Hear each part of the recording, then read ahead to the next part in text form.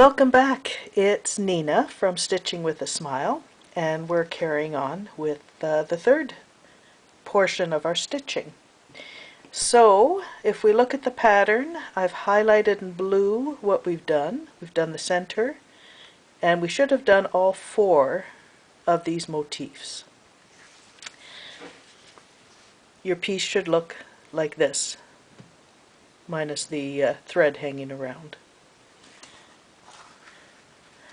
So the next thing I've chosen to do is we're going to do this motif, these Kloster blocks that go around this center portion.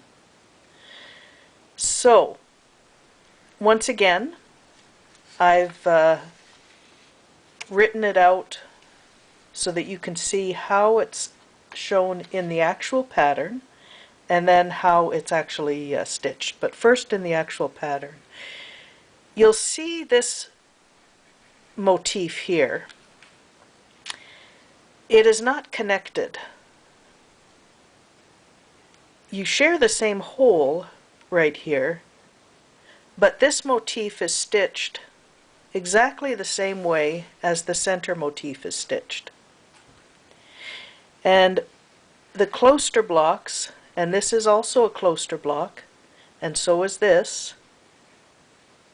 are stitched separately from that portion. So I did want to show you that. Let me bring back this paper. I did want to show you that because it's difficult to read here.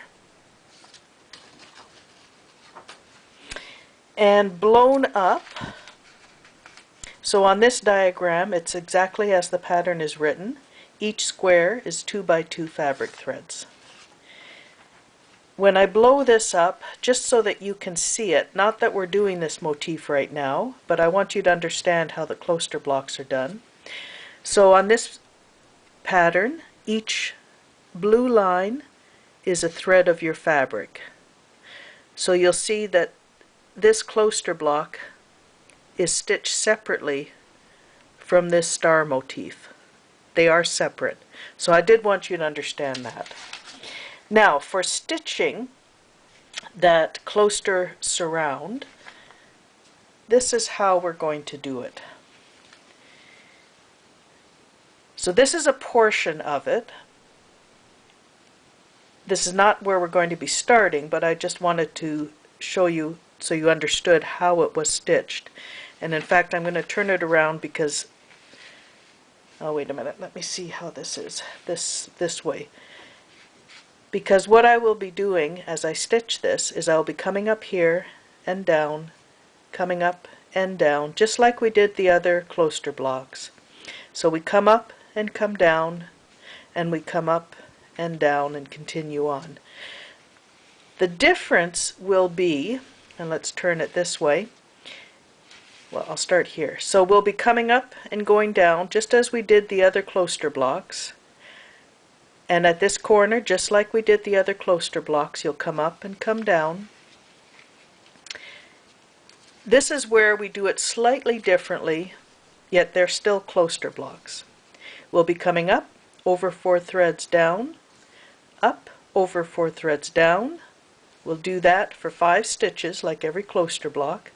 So we come up, over 4 threads down. Now our needle and thread are behind our work. We come up here and go down. This is, I'm trying to think of if there's an explanation why. This is how all the books show us to do a line of Kloster blocks. And again, I think if we did it this way, it wouldn't protect it quite as much. The diagonal thread at the back, in this case, actually does help to wrap your threads for cutting. So this is how I recommend you do it, is up and down, fabric or thread behind your work, up and down again, all the way across. And we're going to do that together. So this is a blow up. Again, each blue line is a fabric thread. And this is a blow up of this portion. So you'll see That's a blow up. I didn't include the cable stitching. We'll be doing that much later. So just to see how we're going to be starting. We're going to be starting with this one and heading down this way. So this is what we've already stitched. Those are the square Kloster blocks we did, the 4 of them, the four sections. And what we're going to do is we're going to come up here. And to come up there, it's actually 16 threads, counting from here up to there is 16 threads. It's 12 threads from here to here, and then 4 more threads to make 16. And I've chosen to come up here instead of here because that works to get us down there. And again, I always, especially when I'm at the beginning of a work, when things are kind of floating in the middle, I do extra counting. So I counted from here to the center is 34 threads. And it matches up with one of my guidelines. So I know I'm on track. We're going to be coming up here and doing 10 Kloster blocks. 1, 2, 3, 4, 5, 6, 7, 8, 9, 10 Kloster blocks, and then we start the long line down. Once again, I have my waist thread about 4 inches away from where I'm starting.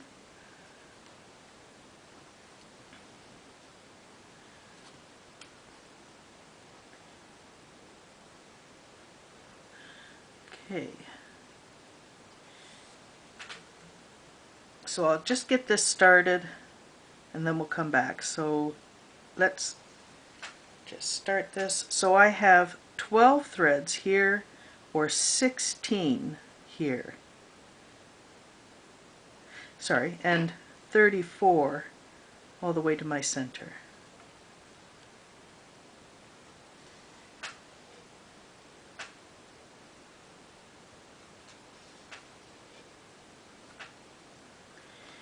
And turn my work.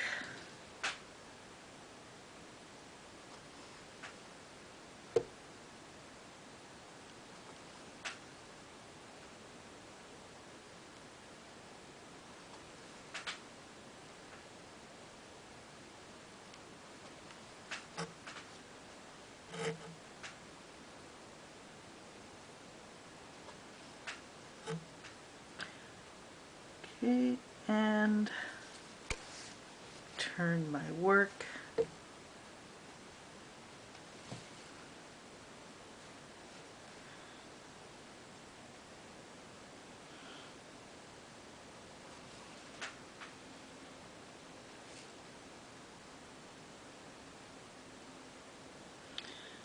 Okay, I've got a knot. I'll deal with that.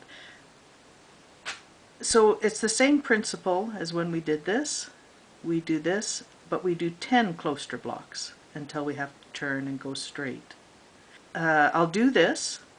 When I get to this point where we turn to go straight, I'll come back. So I've stitched 9 Kloster blocks. I'm about to stitch the 10th. Let's pull out our pattern. So here are the Kloster blocks I've stitched. There's the 10th from this row, and it becomes the first for the next row. So I'll stitch this one with you, and we'll stitch these together as well so I can show you how that's done. Okay.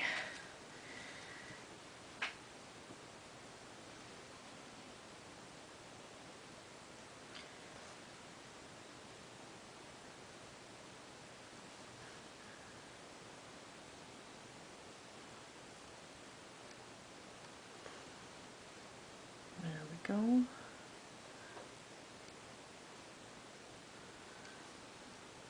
Third, fourth, and this will be my last stitch in here.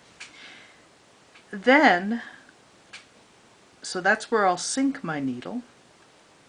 Then I come up 4 threads later. So 1, 2, 3, and 4.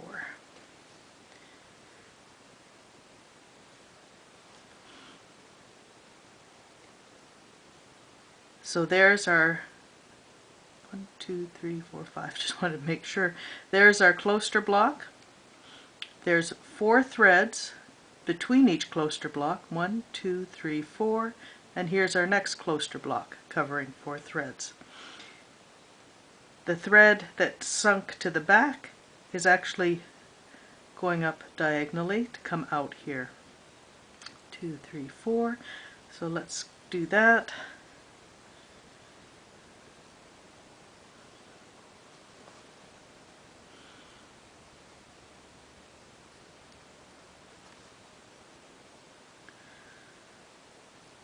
And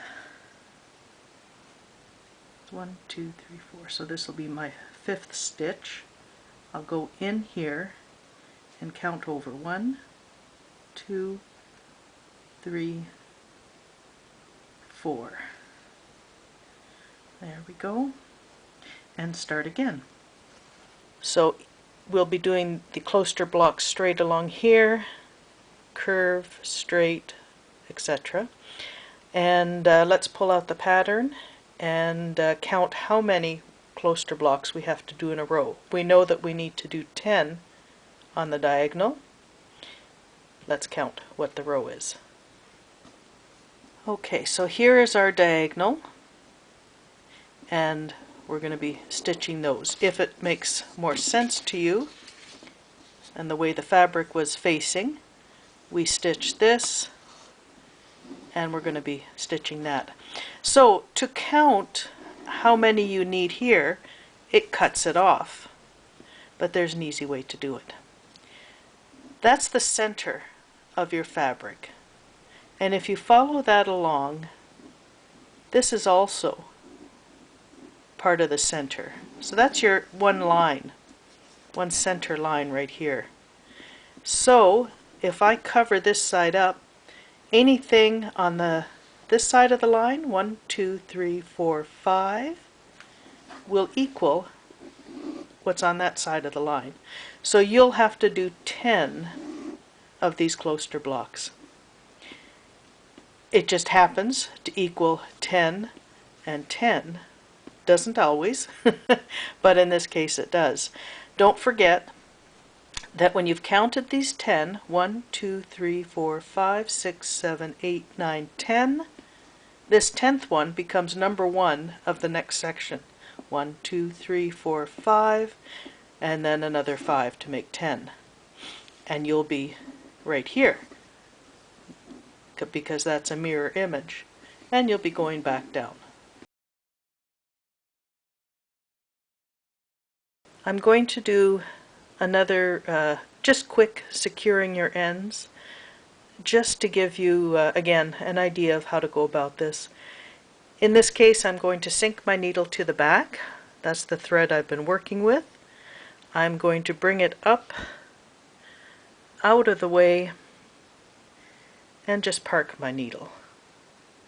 Then I'll bring in another thread, if I can get it off of here. There we go. So I have another thread. I'm going to turn my work over, and you can see how the back looks as well. So let me secure this thread. And because we're not doing a zigzag fashion, which would probably secure it a little bit better, I'm actually going to secure it quite a ways away, just to make sure that it's well secured.